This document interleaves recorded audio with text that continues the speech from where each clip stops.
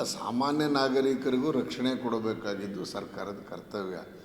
ಅದರಲ್ಲೂ ಒಬ್ಬರು ಶಾಸಕರು, ಜನಪ್ರತಿನಿಧಿಗಳು, ಜನರಿಂದ ಆಯ್ಕೆ ಬಂದಿರುವಂಥ ಯತ್ನಾಳ್ ಅವ್ರಿಗೂ ರಕ್ಷಣೆ ಕೊಡಲೇಬೇಕು. ಅದರಲ್ಲಿ ಎರಡನೇ ಮಾತಿಲ್ಲ. ಏನು ಈ ಥರದ ಏನು ಬೆದರಿಕೆ ಹಾಕ್ತಾ ಇದ್ದಾರೆ. ಈಗಾಗಲೇ ಏನು ಸಾಮಾಜಿಕ ಜಾಲತಾಣದಲ್ಲಿ ಅವರ ಶಾಸಕರ ವಿರುದ್ಧ ಹಾಕಿದ್ರು ಅನ್ನೋ ಕಾರಣಕ್ಕೆ ಕೇಸ್ ಮಾಡಿ ನಮ್ಮ ಕಾರ್ಯಕರ್ತ ಆತ್ಮಹತ್ಯೆನೇ ಮಾಡಿಕೊಂಡಂಥ ನಿದರ್ಶನ ಇರುವಂಥ ಸಂದರ್ಭದಲ್ಲಿ ಯತ್ನಾಳ್ ಅವ್ರಿಗೆ ಯಾರು ಮೆಸೇಜ್ ಹಾಕಿದ್ರು ಅಂತ ಕಂಡುಹಿಡಿಬೇಕಾಗಿತ್ತು. ಅವನ್ನ ಹಿಡಿದು ಒಳಗೆ ಹಾಕಬೇಕಾಗಿತ್ತು. ಯಾಕೆ ಮಾಡಿಲ್ಲ ಹಂಗಾರೆ? ಕಾಲ್ ಡೀಟೇಲ್ಸನ್ನು ಚೆಕ್ ಮಾಡೋದು, ಟವರ್ ಲೊಕೇಶನನ್ನು ಚೆಕ್ ಮಾಡೋದು, ಅವ್ರನ್ನ ಟ್ರೇಸ್ ಮಾಡೋದು. ಅಲ್ಲ, ಸಾಮಾನ್ಯ ನಾಗರಿಕರಿಗೆ ನಾವು ಒತ್ತಾಯ ಮಾಡಬೇಕಾದ್ರೆ ಒಬ್ಬ ಶಾಸಕ, ನಾವು ನಮ್ಮ ಪಕ್ಷದಿಂದ ಹೊರಗೆ ಹಾಕಿದ್ದೀವಿ, ಆದರೆ ಶಾಸಕರಾಗಿದ್ದಾರಲ್ಲ, 73,000 ಜನದಿಂದ ಆಯ್ಕೆ ಆಗಿದ್ದಾರಲ್ಲ ಅವರು.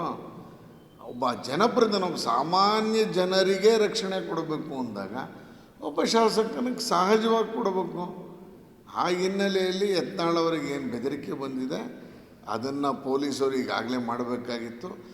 ನಮ್ಮ ಪಾರ್ಟಿಯ ಶಿಸ್ತನ್ನು ಉಲ್ಲಂಘಿಸಿದ್ದಾರೆ ಅನ್ನೋ ಕಾರಣಕ್ಕೆ ಮಾತ್ರ ಆಚೆ ಹಾಕಿರೋದು. ನಮ್ಮ ರಾಜ್ಯದ ಅಧ್ಯಕ್ಷರ ವಿರುದ್ಧ ಮಾತಾಡಿದ್ದಾರೆ ಅನ್ನೋ ಕಾರಣಕ್ಕೆ ಅವರು ಪಕ್ಷದಿಂದ ಹೊರಗೆ ಹಾಕಿರೋದು. ಹಂಗಾಗಿ ಜನನಾಯಕ ಅಲ್ಲ ಅಂತ ಹೇಳೋಕ್ಕಾಗಲ್ಲ. ಅವ್ರು ಜನನಾಯಕರೇನೆ, ಜನಪ್ರತಿನಿಧಿನೇ. ಹಾಗಾಗಿ ಅವರ ರಕ್ಷಣೆ ಕೊಡಬೇಕಾಗಿತ್ತು ಸರ್ಕಾರ. ಅಲ್ಲ, ನಮ್ಮ ಪಕ್ಷದಲ್ಲಿ ಆ ಥರ ತುಂಬ ಆಗಿದೆ. ಹಿಂದೆ ಕಲ್ಯಾಣ್ ಸಿಂಗ್ ಹೊರಗೆ ಹೋಗಿದ್ದರು, ವಾಪಸ್ ಬಂದರು. ಉಮಾಭಾರತಿ ಹೊರಗೆ ಹೋಗಿದ್ದರು, ವಾಪಸ್ ಬಂದರು.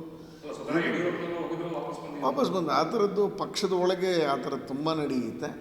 ರಾಜಕಾರಣದಲ್ಲಿ ಇವೆಲ್ಲ. ಆದರೆ ಅವರು ಸಿದ್ಧಾಂತವನ್ನು ಬಿಟ್ಟು ಹೋಗಿರೋರಲ್ಲ. ಅವರು ಹೋಗಿರೋದು ಪಕ್ಷದ ಶಿಸ್ತನ್ನು, ಅದು ಅಧ್ಯಕ್ಷರ ವಿರುದ್ಧ ಮಾತನಾಡಿದಂಥ ಶಿಸ್ತನ್ನು ಉಲ್ಲಂಘಿಸಿರುವ ಕಾರಣಕ್ಕೇ ಹೋಗಿರೋದು.